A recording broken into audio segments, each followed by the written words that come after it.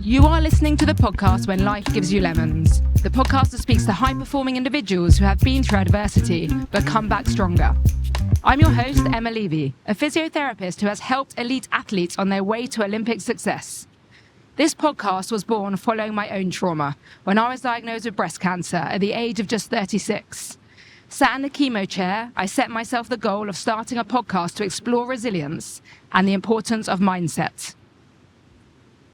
During this Olympic special mini-series, I will be speaking to some of the Team GB athletes and support staff who will be travelling to Paris for the Olympics and the Paralympic Games.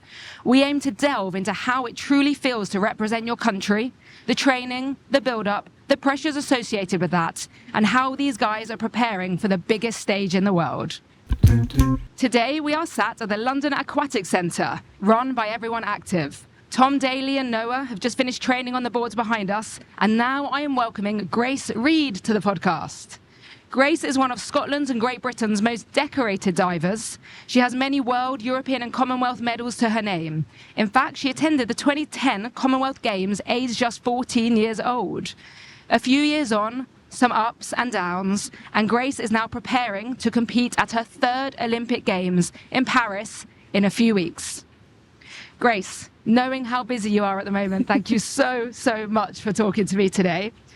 You are one of the more mature divers on the team. I know you've referred to yourself as the grandma of the group before, yes. But what I see is a very wise athlete who has many years' experience behind her. So I'm really looking forward to hearing kind of what you've learned throughout the process. You've been diving, like I said, since you were really young. How did you get into diving? Gosh, it was a long time ago now. I think I must have been about 4 or 5, and I was watching the Olympics on television when I was on holiday in Mallorca, and I was just glued to the television. I could not get outside in the sun, which really annoyed my parents. And then I got home, and I think I must have been, age 5, jumping off the 10 metre, and I begged my parents to let me dive, and I just never looked back. And when you look back at your 14-year-old self at the Commonwealth Games, do you remember it feeling the same or different? Do you know, the biggest thing I remember is how excited I was about all the little things I probably now take for granted. You know, just getting on a plane and hearing languages I'd never heard before and trying foods I didn't know. And there was a lot of it that went over my head. I wasn't overwhelmed at that age. I just took everything in my stride. But when I look back on it, I just remember it being the most incredible experience. It's so simple when you're 14, isn't it? Yeah.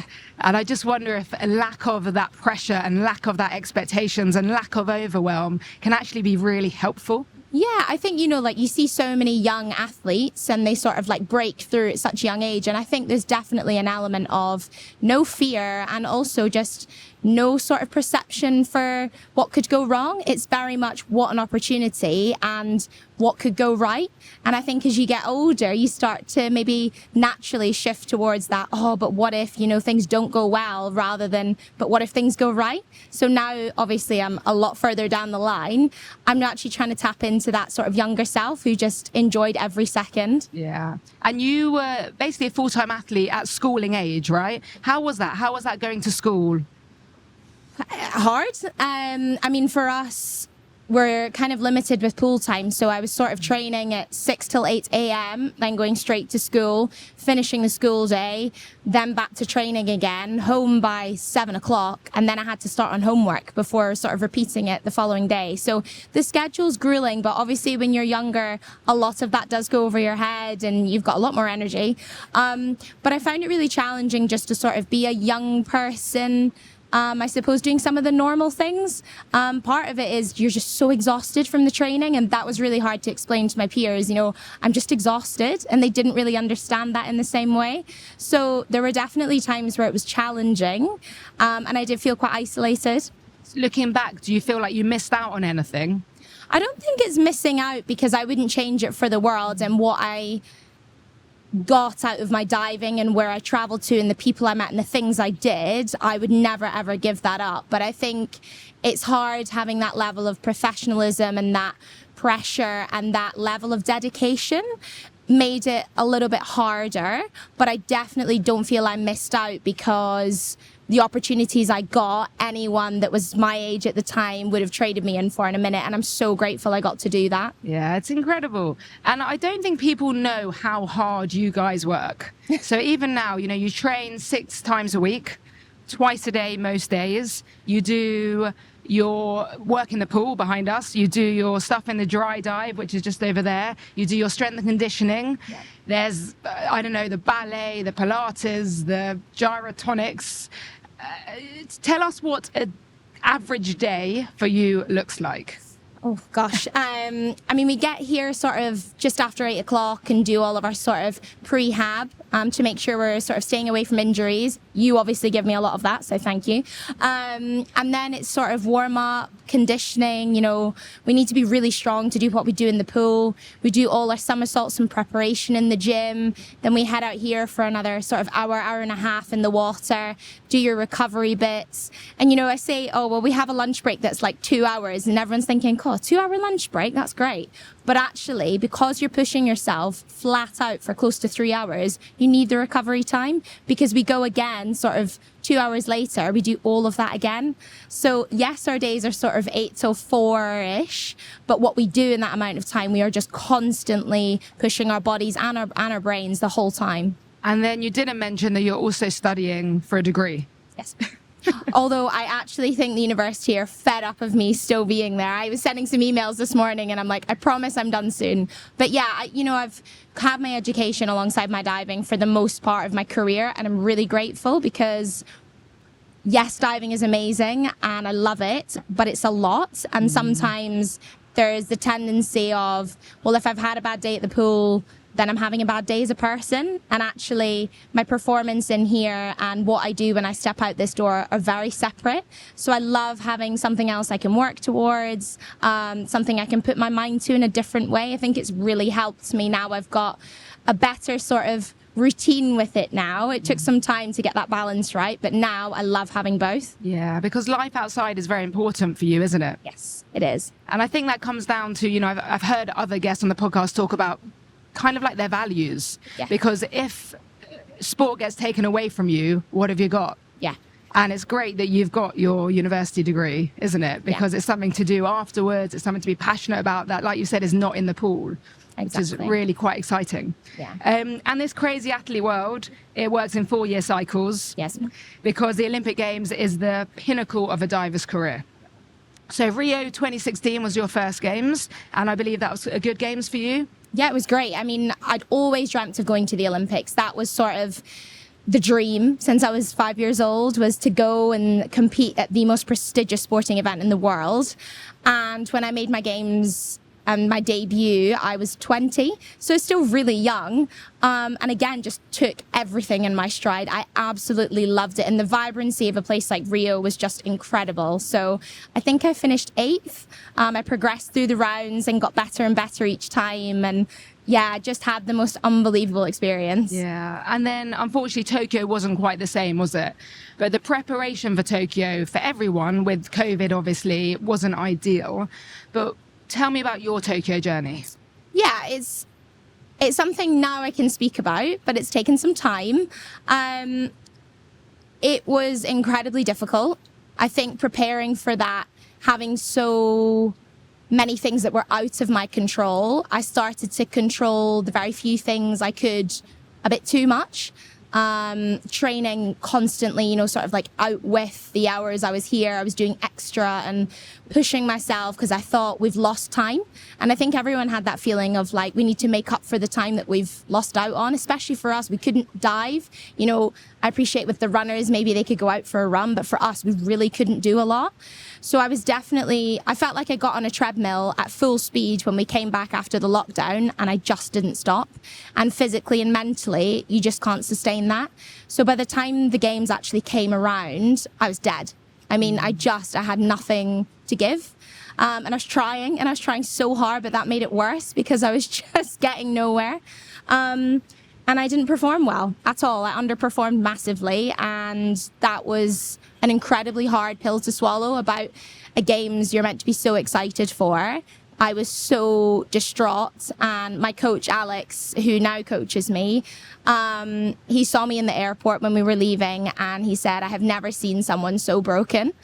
And he made a promise, he didn't tell me this at the time, but he made a promise that he wouldn't let me leave my career that way. And when I got home, I said, there is no way I'm coming back to diving. I mean, it was so bad. I'd lost my love for the sport, and I really didn't want to ever set foot in a pool again. But Alex and Dave, who's no longer with us, encouraged me to come back and try some fitness training, because I love fitness, love games, super fun.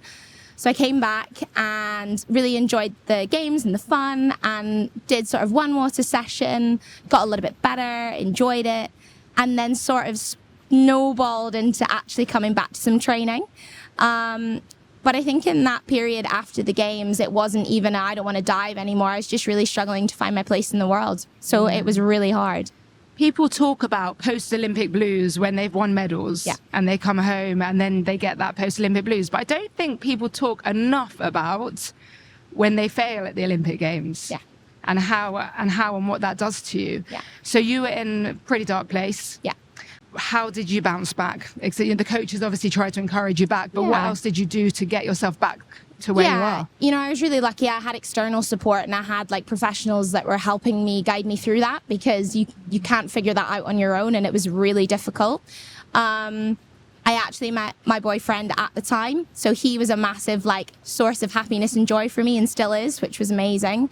But I think for me, at that point, I wasn't studying. It was just diving, and it was just super intense. And I went back to education. I actually dedicated more time with my friends and my family. A lot of that was obviously not possible for everyone, but as restrictions eased, that still didn't come back for me. So I'd lost a lot of my social connections, and I found that really, really hard. I didn't realize how much I needed that, because I'm quite an independent person, but I really needed that social connection again. So those things sort of all together, and then having like a great support network that really backed me up here, really changed the game for me. And that's genuinely the reason I'm sitting here today, and I'm now going to my third Olympics. This episode is sponsored by Recovery from Joint Operations. They are a premier supplier of bracing and cold compression solutions, and the only bracing provider able to supply the highest quality knitted supports, complemented by a full range of framed braces. They offer a solution at every step, from elite sport to surgical recovery, and all of the products come with full clinical support and advice. As a physiotherapist, I've seen these in action at the Olympic Games in Paris, and can personally highly recommend these products. Get in touch for more information. The website is in the show notes. And a lot of that is connection focused, isn't it? Yes. And during COVID, because we were so isolated, we lost that connection. And I wonder if that was really difficult as well, that you kind of experienced that difficulty totally alone, and then you come home and you feel like the people around you can't relate to it. It is. And again, like my family at the time, well, not at the time, they're still there, but they're in Edinburgh. So a lot of people here from London were going home to their families, but I was going home to an empty flat. So again, like automatically, I just didn't have anyone around me. So anything I was thinking or feeling, I just internalized. And it's just too much to process in your head. It's way too much. So yes, it was incredibly hard. And again, just from like a safety perspective, we're trying not to like jeopardize the team. So you're like, well, I don't want to go out to dinner because I don't want to get anyone sick and compromise anyone else's games, because at the time, a positive test, that was it. You didn't get on the plane. So you're trying to be really cautious, but then you're hyper vigilant, and it was just the most awful thing to try and navigate successfully, and I did not manage it. Yeah, but you're in a different place now. You've talked about, like you just said, falling back in love with the sport of diving. Yes. And that's happened over the last couple of years. What do you think specifically has allowed you over the past 2-3 years to progress, develop, and come back stronger? I think one of the biggest things is taking a little bit more ownership of what I'm doing in the pool. And sort of in the dry dive and my whole preparation, I sort of lead that a bit more now, which is great because it gives me that accountability, but also like I'm the one that sort of can go, like, this isn't right today, or let's push this today. And my team are so supportive, like Team Grace are unreal. They are so great. So that's been massive. And I think on top of that, just having small goals rather than, oh my gosh, the Olympics and everything is towards that. It's, okay, well, what's the goal for today? What's the goal for the week? And all of that sort of feeds into the bigger picture, and that takes care of itself.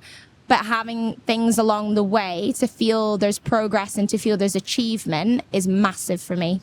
It's funny you talk about taking more accountability, because I read something which I didn't know, which is that there's evidence that athletes who take more ownership in their program have more potential for success. And, I've seen that firsthand with Team Grace. Yeah, yes. But I also think that's where your wise head comes in. That's your experience. That's as a mature grandma. Yeah. You know what works for you and what doesn't work. Yeah, and getting it wrong, I think that's the other thing is, I have done it the right way and I've done it the wrong way, and I'm still making mistakes as I go now, but there's an openness and a vulnerability with that of, if we get this wrong, that's okay, but we're trying and it's all coming from a good place, and it is experience that's leading it. It's not just sort of blindly going down an alley and hoping for the best, which is just awesome. What is it they say? Our greatest success is the sum of all of our failures. It makes sense. Yeah. I read a quote you said in an interview saying you are proud of who you have become in and out of the pool. Yes. And I think the interesting bit, the bit I want to ask you about there is, tell me about out of the pool, because that's important for you. Yeah, it's massive. And it kind of comes back to the values that you spoke about earlier. I just really lost my way in my mid-20s.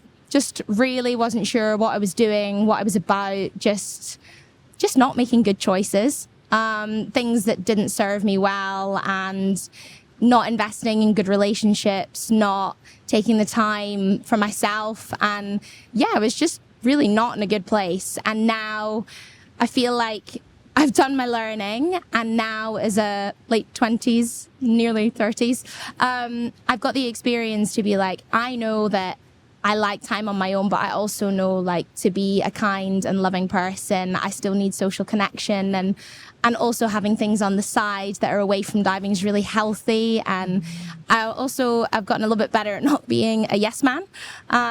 It's so easy done, I think, when our life is so regimented, and I'm in education and it's structured and you've got teachers and lecturers, and it's really hard sometimes to find your voice and say no, and no is a full sentence. And I really struggle with that, but I'm getting so much better and I'm so much happier. And often when I say no, people are very understanding.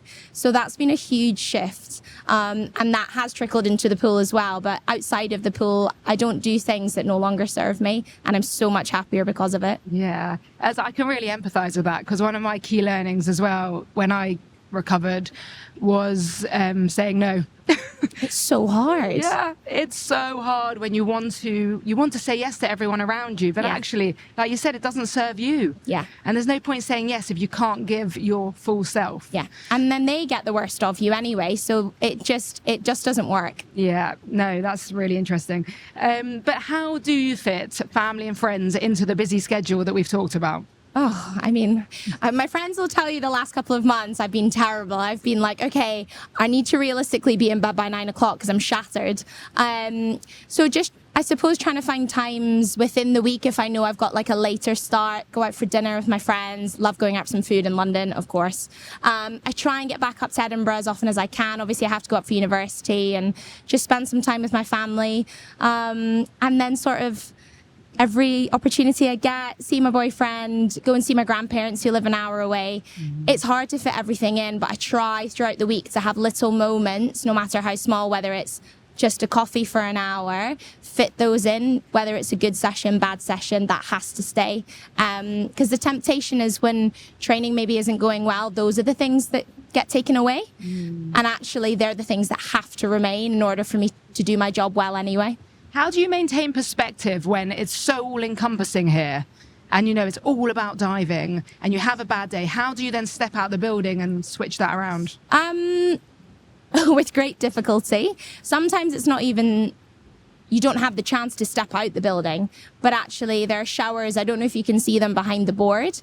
And sometimes just going there, putting the shower on, letting the water run down you, taking a breath, have a cry if you need to, letting that emotion out and resetting And sort of choosing which path you go down is the biggest thing. Particularly on a bad day or on a good day as well. You can ride that wave or you can get distracted and lose that focus. So it's really good to just take a little bit longer, be a bit more, I guess, conscious about what I'm doing. Is a little bit more intent and a bit more purpose behind each action, no matter how small. That really helps me. Yeah. So is it important for you to feel the emotion? Yeah, it is. I think there are times where I think that it's easier to feel it. And I think sometimes when I'm at work, I squash that down slightly, which to a certain extent is good. There needs to be a level of professionalism. But again, taking myself away and being in the shower where no one can see me, that's absolutely fine. I don't like crying in front of other people. That's my preference. But it needs to come out. And if it doesn't come out here, I have people around me that I can show that side to. So as long as I'm getting that outlet in some way, it's actually really beneficial. Yeah, you can't heal what you don't feel. Yes, that is true. On a lighter note, you mentioned you like eating out in restaurants around London. Yes. What's your favourite restaurant in London? I've just been to Flower and Grape last Saturday evening for pasta, and I kid you not, best pasta in London. Okay. The queue is ridiculous. Don't be put off. It is so, so good. Where is it?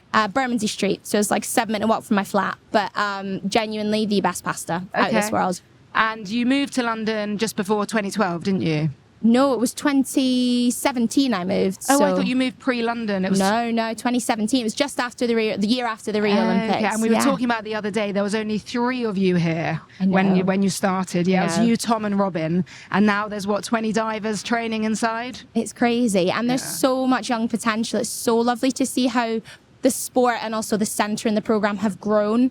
And I think obviously, I mean, look at this pool. This is incredible. There's a reason it's the Olympic venue. But actually, what we've created here is quite extraordinary, and it's really drawn people from genuinely all corners of the country down here. I mean, I've moved from Edinburgh. Part of that is living in a city like London in your early 20s. I mean, who wouldn't want that? But equally, there is something about when you step in this pool that makes you want to elevate your game. And I think everyone now, all 20 of us, really, we're chasing that. And what do you think it is then that makes it so extraordinary?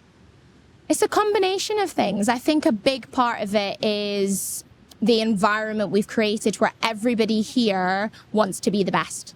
You know, nobody walks in that door happy to settle for a bronze medal. Everyone in here is chasing gold. We want to smash the records of the girl before us, and that's epic. And I think the coaches really encourage that. And there's a competitiveness, even, you know, in a warm-up. It's, okay, I'm going to race against the boys and I'm going to beat them. And, you know, they do the same. And it's great. It really just fuels that drive to push ourselves every day. And there is a competitiveness, isn't there, amongst you guys? Yes. But you all remain great friends. Yeah. And I imagine that can be quite hard sometimes when you're fighting for the place. Yeah, it is. It's a difficult balance. And I think a lot of us are very good at sort of putting that hat on and being competitive when we need to be and when there's a job in hand. But equally, you know, we all sit and have lunch together and it's very, very amicable, I promise. And part of that is we are a really small sport and that has its disadvantages. But the advantages are we have known each other for so long and we have all gone through the same system. So a lot of us, you know, I've known Tom and Jack since I was 7. So, like, they genuinely are some of my oldest and dearest friends. So, of course, we're super close. It helps I'm not in direct competition with them. But it really is just a great environment. Yeah, no, I feel it. And I love the fact that there's a great environment here because, you know, it could turn nasty because you're competing against each other. But I don't see any of that ever. No, I mean, I think there's still a will to win. And I think everyone would, you know, do everything in their power to be on the top spot on that podium. I don't think anyone would lie to you and say otherwise. But I think there's a level of respect of what we do. It's so technical and it's so difficult that we appreciate a great dive. No matter who you are, if you do a great dive, there's such a level of respect there. And I think that respect is something that rings true. Yeah, I tell people when I talk about working here, I say I love it how when someone does a great dive, everyone claps. Yeah. I think that's unbelievable. You know, everyone's training, but there's a great dive and everyone around the pool and the divers clap. And I think that's just extraordinary. Yeah. Grace, you're passionate about females in sport as well, Yes. aren't you? Tell me about that. What do you do for that? I was really fortunate to actually coach a group of amazing young people, and they were all girls, as it was. They were aged between 8 to 12, and I've coached them for, I think it was about 2 years I had them, and it just showed me how many challenges I didn't appreciate I had to overcome being a woman in sport. It's incredibly difficult. Our needs are not the same as men, as other athletes, and everyone is different. And it's been really hard. I think there's an automatic gender divide sometimes, and I think there's no reason why I shouldn't have the same opportunities, and I've really pushed for that. And I think getting young girls involved in sport and being inspired to try. So for me, I'm sort of volunteering and coaching as much as I can to get people involved, whatever that looks like, whatever stage you're at. That's really important to me. And also just passing on my experiences that hopefully can help people that are, maybe just curious, like come and try. It's not easy. You don't need to be great. And that, if we can behind the scenes and at the elite end, maybe remove some of those barriers that make it that little bit harder for women in sport, I'm all about that. Yeah. And do you think girls are put off diving because of things like body image and the fact that they've got to wear a swimming costume on the top of a board and everyone's looking at them? Yeah, I can imagine. I mean, we don't wear a lot. So, you've got to be pretty confident within yourself to stand there on a board and do something scary in minimal clothing. It's really hard. But I think the shift I'd really like to see in the sport and in women's sport in general is look at what my body can do, not how it looks. It's great that, we train every day, all day, and a lot of us are in peak physical condition as we should be for an Olympic Games, but I'm grateful for what my body can do, and that message is something that I don't think gets shouted about enough. Yeah, I love that message. But I also love what you guys are doing here with taking ownership about your swimming costumes. Yes, exactly. So with the Olympic suits, we've had a couple of years where they've maybe, not helped our performance as best they could. And we've been really fortunate that people have come in and worked with us to develop a sport-specific piece of equipment for us, the way you would, I guess, with the rowers, and you'd have your boat. So that's been an amazing opportunity, and we're still ironing out some details. But the fact that when you stand on that board and you have a piece of equipment and our swimsuit that feels so performance orientated is going to be unbelievable at the Games. Yeah. No, I think that's kind of like one of those inspirational Games changing moments. So well done on that. So the Paris Olympics are very soon. How are you feeling about it? Super excited. I'm a little bit overwhelmed the fact it's so soon. I feel like it was ages away. It was 100 days and now it's like, oh my gosh, it's in a couple of weeks. But it's super exciting. I think we've got almost like a home advantage being an hour away. I mean, we're getting the Eurostar over. So we've got sort of all our home comforts, but also have the excitement of being in a new environment. So everyone's tracking really well, myself included. It's hard at the moment. It's the last little block of training. So it's pretty brutal, and it's hard because you think, oh, when am I going to feel fresh and sharp? But it will come, and we're all trying to just trust the process at the moment. Will you start to taper down at some point I leading up? really hope so. Honestly, I really hope so. Yeah, it's coming. It is coming, but I've got another week of really solid work, and then I'll reap the rewards. No, it's 1 week. It's 1 week. I know, but it can't come soon enough. I'm aching. That's why we're going next door. That's exactly where we're going now. Physio. Do you think that your experience and your wise head helps you manage the pressure, the expectations, and everything else that comes with the Olympic Games, which I've heard you all say that the Olympics is different to every other competition? Yeah. Do you think experience is helping you with that? Massively. I think, as I said, when I was 20 and I did Rio, there was that sort of similar to how I was in Delhi, age 14, a lot of it went over my head and I really just sort of rolled with the punches, happy to be there, no expectation. But actually nothing prepares you for when you stand there and you look down to look at your name on the scoreboard and you just see the Olympic rings everywhere.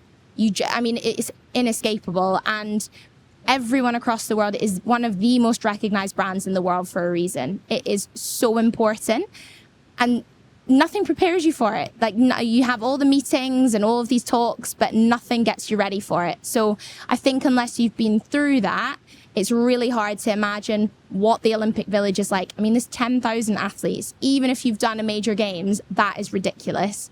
So I think having been through that process is definitely, I know what to expect, but equally this is a different game. So I'm also thinking expect the unexpected, because it's completely different. It's not going to be the same as Tokyo, and it's not going to be the same as Rio. Yes, there are things that are similar, but also there's going to be some stuff, curveballs like a green pool in Rio. And just the more open I can be to that, the better. Yeah. Do you believe you can win a medal? Yeah, absolutely. Good. I look forward to seeing it. Final question, Grace. If you could go back in time to when things were at their toughest, what do you wish you could tell yourself that you know now? Oh, that's a really hard question. Trust yourself. I think that's the biggest thing. If something doesn't feel right in your gut, there's a reason. And trust that and speak about it and voice it. And I think a lot of the time we're led by what others are telling us and other information, but actually how you feel inside is probably what matters most. So trust that. Whether it's good, whether it's bad, trust that instinct. And we can take that outside of sport as well, can't we? Massively. Thank you so much, Grace. Thank You're you for welcome. taking the time. I'm sure the listeners are going to be following your journey into Paris. You are inspiring. You are an absolute legend. I feel so lucky I get to work with athletes and role models in the athletic world like you. So thank you. I'm really, really grateful. Thank you. I hope you enjoyed that chat with Grace Reid, the diver. You can catch her in action on the 3-meter springboard in a few weeks in Paris, and tune back in for some more inspirational guests who are going to be heading to Paris in a few weeks.